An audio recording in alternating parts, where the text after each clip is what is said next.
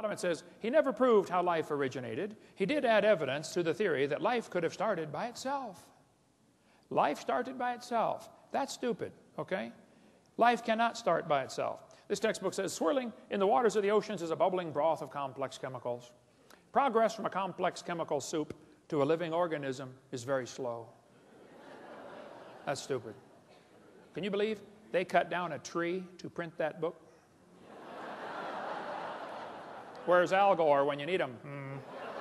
Yeah. Here we have 4 major magazines and news media, Scientific American, CNN, New Scientist. They're all saying life sprang from clay.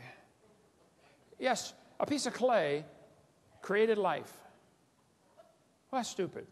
Now, I think God could take clay and create life, okay? But the clay can't create life from itself. Major difference here, okay? Textbook says, students are taught that life evolved from non-living materials, like this one. Many important events occurred during the Archean era, the most important of which was the evolution of life. Progress from complex molecules to even the simplest living organism was a very long process. Yes, boys and girls, you see, long ago and far away. They hide it in antiquity. Well, if you just imagine, you go back far enough, it happened. Oh, yeah, it must have. This one says, between 4 and 3.8 billion years ago, living cells emerged. There's no record of the event. That's stupid, okay? The first self-replicating systems must have emerged in this organic soup. Yep, we all came from soup. Now that's stupid. I'm sorry, it just lacks common sense. Ernst Haeckel said, he knew that spontaneous generation must be true, not because it had been proven in the laboratory, but because otherwise it would be necessary to believe in a creator. Ah, now we're getting to the truth. Well, I'm sorry, Ernst. That's a stupid way to look at life, okay? Have scientists really produced life in the laboratory? Well, they want you to think they have. What they did, they took a series of glass tubes and beakers and flasks and hooked them all together and made 4 gases go through there: methane, ammonia, water vapor, and hydrogen. Notice, there's no oxygen. They didn't want oxygen in there. They excluded oxygen. They said, well, maybe the early Earth had what's called a reducing atmosphere, no oxygen present. Well, and then they said, at the bottom of the flask, it collected stuff that was rich in amino acids. That's stupid. It was not rich in amino acids by a long shot. What they did, they took 4 gases, excluding oxygen.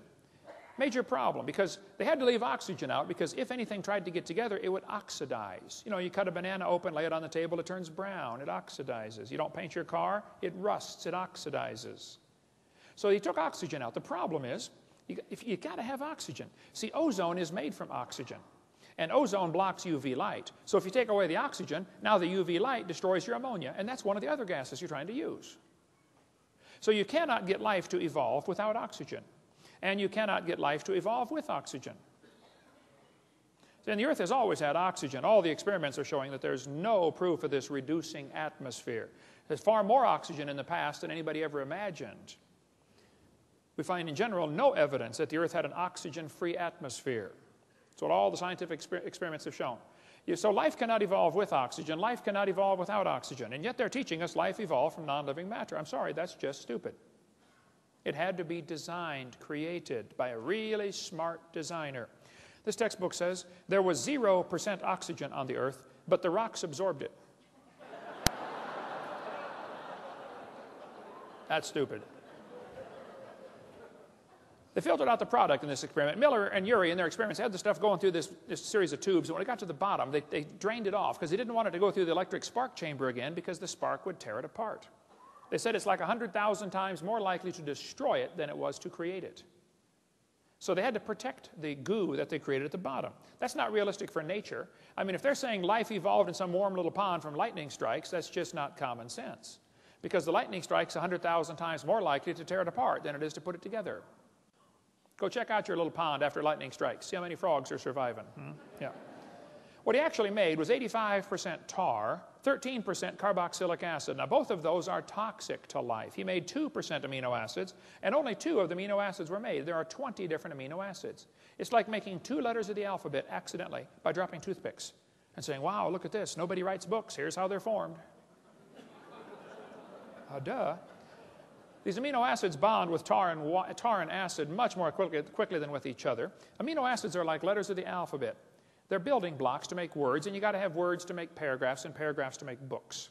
What he actually made in the experiment was the equivalent of a couple of letters, 2 of the letters, and half of them were backwards.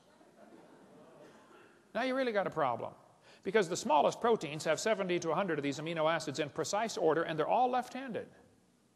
What's the chances of dropping toothpicks out of an airplane and creating letters on the ground, 70 letters in a row, all facing the right way, all spelled correctly, just to make one paragraph? The chances are 0. It's not going to happen. Now, if you believe it will, that's great. I admire your faith, but don't call it science. And don't make me pay to put that in the schools like it's part of science. Okay, you go start yourself a private school and teach that junk to anybody that wants to pay and come learn it.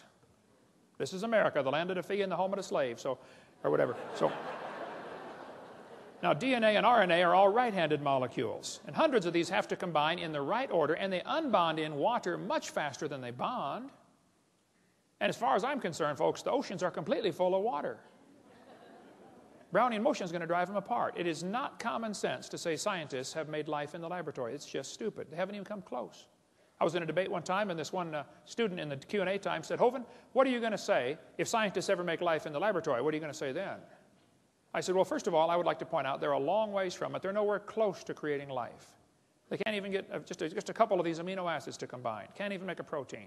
He said, well, you're right.